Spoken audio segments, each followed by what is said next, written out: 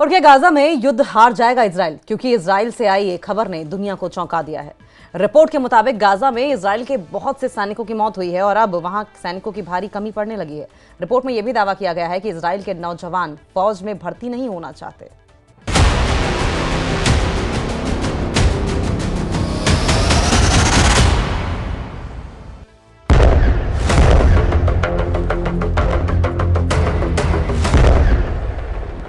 Israel में भाड़े के सैनिकों की भर्ती।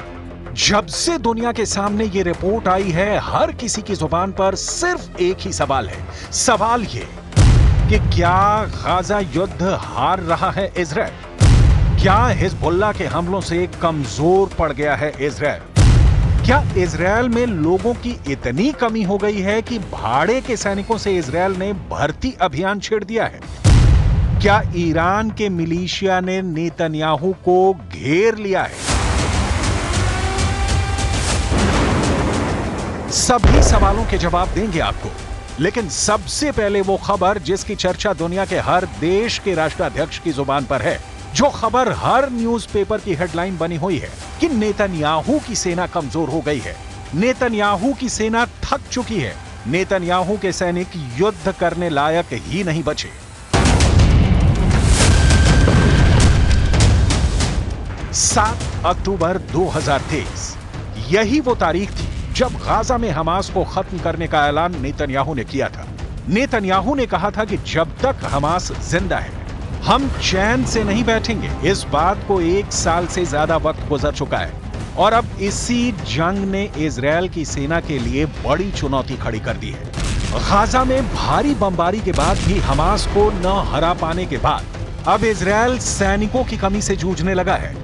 रिपोर्ट्स के मुताबिक इस कमी को पूरा करने के लिए इजरायल ने भाड़े के सैनिकों को अपनी सेना में भर्ती करने की तैयारी कर ली है।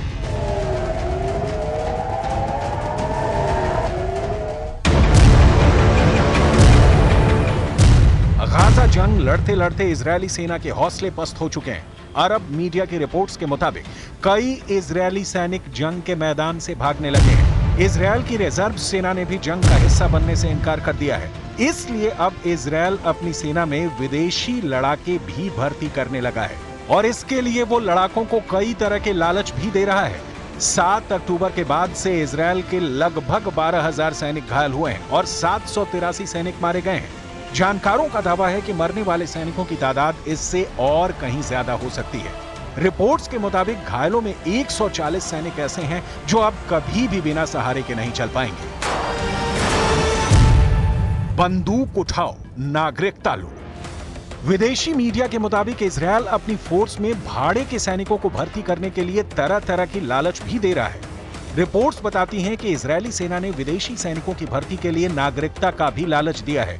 इजरायली अखबार हारेट्ज की रिपोर्ट के मुताबिक इजरायली सरकार ने एक भर्ती अभियान शुरू किया है, जिसके तहत अफ्रीकी शरणार्थियों को गाजा युद्ध में भेजने के बदले स्थायी नागरिकता की भी पेशकश की गई है। इजरायल की सेना इस वक्त लगभग 10,000 सैनिकों की कमी से जूझ रही है और इजरायली अधिकारियों को यह जिम्मेदारी दी गई है कि वो इस कमी को पूरा करें। इजरायली अधिकारी ऐसे शरणार्थियों की पहचान करेंगे और उन्हें सेना में भर्ती करेंगे। इजरायली सेना और आंतरिक मंत्रालय की ओर से इन शरणार्थियों को जंग की ट्रेनिंग दी जाएगी। इसके अलावा विदेशों से भी लड़ाकों को भर्ती किया जा रहा है। इजरायली अखबार हारेट्ज के मुताबिक इजरायल जर्मन खुफिया एजेंसी और दूसरे ग्रुप्स के साथ मिलकर अफगानिस्तान, लीबिया और सीरिया से जर्मनी आए शरणार्थियों को भाड़े के सैनिकों के रूप में भर्ती कर रहा है। इसके बदले उन्हें इजरायल की फास्ट ट्रैक नागरिकता और 4,000 से 5,000 यूरो प्रति माह वेतन की पेशकश की गई है। वहीं यूरोप से भी इजरायल अमेरिका की मिलिट्री कंपनी ब्लैक वाटर की मदद से लड़ाके भर्ती कर रहा है।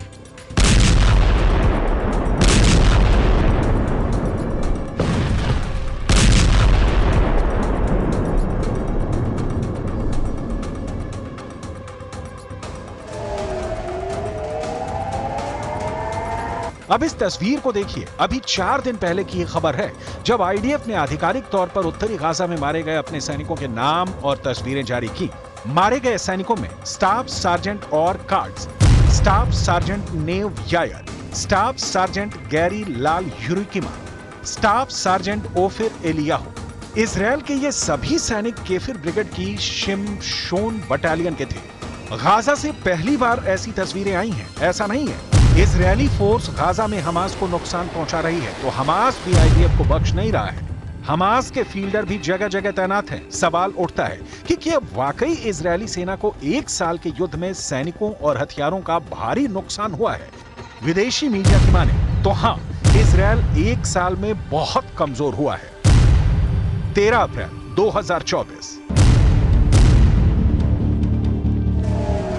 ये वो तारीख थी जब ईरान ने इजरायल पर 300 से ज्यादा किलर ड्रोन, क्रूज और बैलिस्टिक मिसाइलों से हमला बोला था। हालांकि अमेरिका भी इजरायल के साथ हमले का मुकाबला करने के लिए खड़ा था, लेकिन इजरायल की खुफिया एजेंसियां यह पता लगाने में नाकाम रहीं कि ईरान इतना बड़ा हमला करेगा। ईरान का हमला इजरायल की उम्मीद से बहुत बड़ा था। अमेरिका के F-15 लड़ाकू पायलटों ने ईरानी हमलों से मुकाबले के उस क्षणों को याद किया है। पायलटों ने बताया है कि ईरानी हमले के दौरान एक समय उनके पास फाइटर जेट में मिसाइलें खत्म हो गई, जिसके बाद उन्होंने बंदूकों का इस्तेमाल करना शुरू कर दिया था। अमेरिकी मीडिया को दिए एक इंटरव्यू में F-15 के पायलट ने बताया कि ईरानी हमले का सामना करते समय उनके पास हवा से हवा में मार करने वाली मिसाइलें खत्म हो गई, इसलिए उन्होंने फाइटर जेट में लगी बंदूकों से ड्रोन का मुकाबला किया। उन्हें इसकी उम्मीद नहीं थी जब लगा कि अब जान नहीं बचेगी।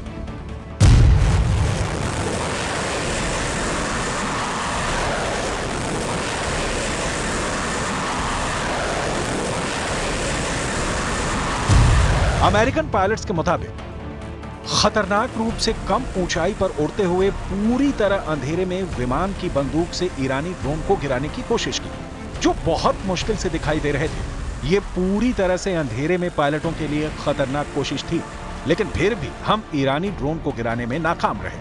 अब एक बार फिर ईरान इजरायल पर हमले की तैयारी में लगा हुआ है और बार बार ईरानी जनरल कह रहे हैं कि इस हमले को इजरायल की पुश्तें भी याद रखेंगी।